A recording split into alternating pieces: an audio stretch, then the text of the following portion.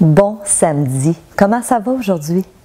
J'espère que vous allez bien. Écoutez, je me présente, je suis Stéphanie Milot, auteure et conférencière, et ma mission est de vous aider à améliorer votre vie. Et aujourd'hui, dans la chronique de ce samedi, je réponds à une question que j'ai reçue de Guylaine. Alors, Guylaine m'a écrit il y a quelques semaines en disant « J'ai une fille de 15 ans avec qui c'est très conflictuel présentement dû à nos divergences d'opinion.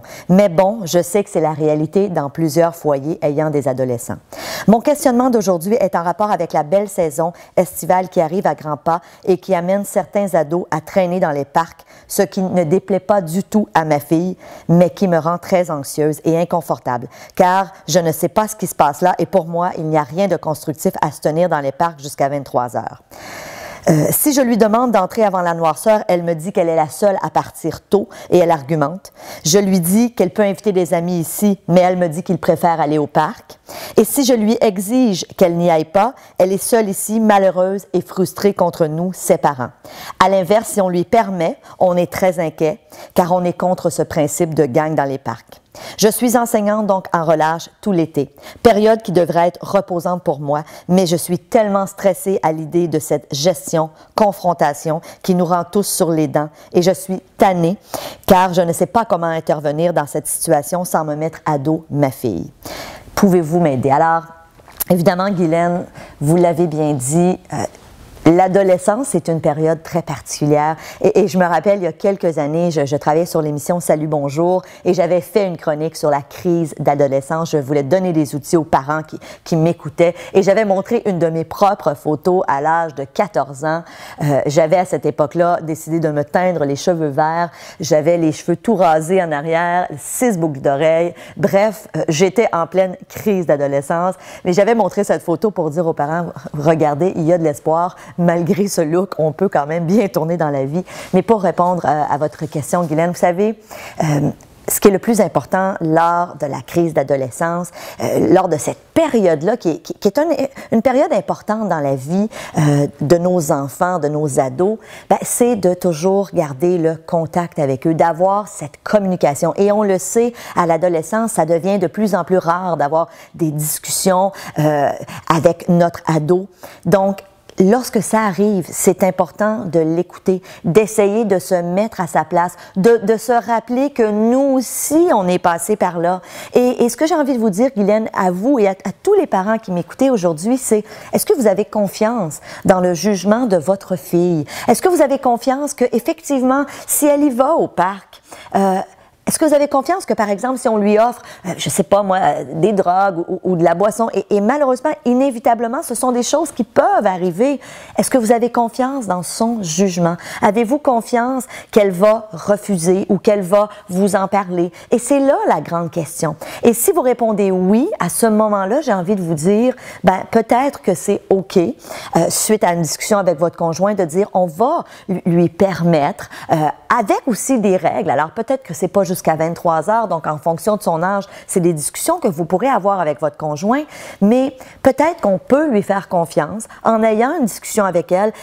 Mais par contre, si vous répondez non à ma question, si vous dites non, j'ai pas confiance en son jugement, je pense qu'elle ne se tient pas non plus avec des gens qui sont bons pour elle, à ce moment-là, c'est super important d'avoir une discussion à cœur ouvert avec votre adolescente, d'être capable de lui dire les vraies choses. Moi, je me rappellerai toujours mon père, quand j'étais jeune, c'est mon père qui était venu me voir et qui m'avait dit, Stéphanie, si un jour on te propose de prendre de la drogue, on te propose de fumer un joint, viens m'en parler. Il dit jamais je ne vais me fâcher, on en parlera. Et honnêtement, ça m'avait beaucoup apaisé.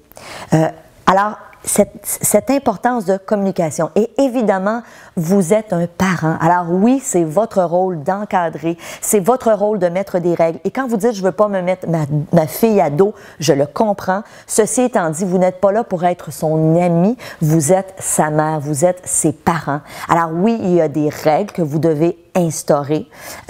Assurez-vous que ça ne soit pas trop rigide, mais non plus, il ne faut pas laisser trop de laxisme. Donc, Et je sais que c'est un défi de trouver le juste milieu, mais j'ai envie de vous dire, je reviens à cette question. Avez-vous confiance en elle? Avez-vous confiance aux décisions qu'elle peut prendre lorsqu'elle est seule, avec ses amis? Et oui, il faut effectivement regarder l'influence de ses pairs, parce que l'influence est non négligeable. Très souvent, les adolescents vont faire des choses sous le regard de leurs amis. Donc, encore là, l'importance de cette communication. Lorsque vous avez des discussions avec votre fille, laissez-la parler.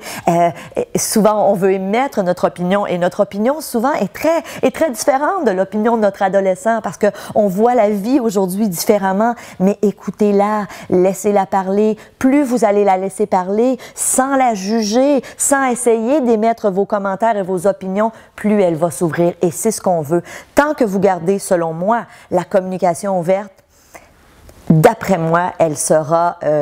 En tout cas, on augmente nos chances de faire en sorte qu'elle se confie à vous. Si elle vit des difficultés, s'il se passe des choses, dites-lui, tu peux me dire n'importe quoi, je ne serai pas fâchée, j'ai confiance en toi, je t'aime. Et même s'il y a des choses que tu fais et je me rappelle, j'avais une amie qui m'avait raconté qu'un jour, elle avait pris trop d'alcool un soir et elle n'était pas en mesure de prendre le volant. Et sa mère lui avait toujours dit, ben regarde, si un jour tu prends trop d'alcool, appelle-moi à n'importe quelle heure de la nuit, je vais aller te chercher et je ne serais pas fâchée. Et c'est ce qu'elle a fait. Alors, son réflexe n'a pas été de prendre le volant parce qu'elle savait, elle avait confiance en sa mère et elle savait pertinemment, parce qu'ils avaient eu cette discussion, qu'elle pouvait l'appeler et effectivement, sa mère est allée la chercher. Elle a tenu sa promesse, elle n'a pas grondé et c'est ça qui établit le lien de confiance. Alors, Guylaine, évidemment, il y a plein d'ouvrages aussi que vous pouvez aller chercher qui sont super intéressants sur comment passer à travers cette période de l'adolescence. Donc, en attendant, pour vous, Guylaine, mais aussi pour tous les parents qui nous écoutez, ce rôle de parent qui est si important dans nos vies. Moi, je ne suis pas encore rendue à l'adolescence avec mon fils, il est tout jeune, mais ça saura venir.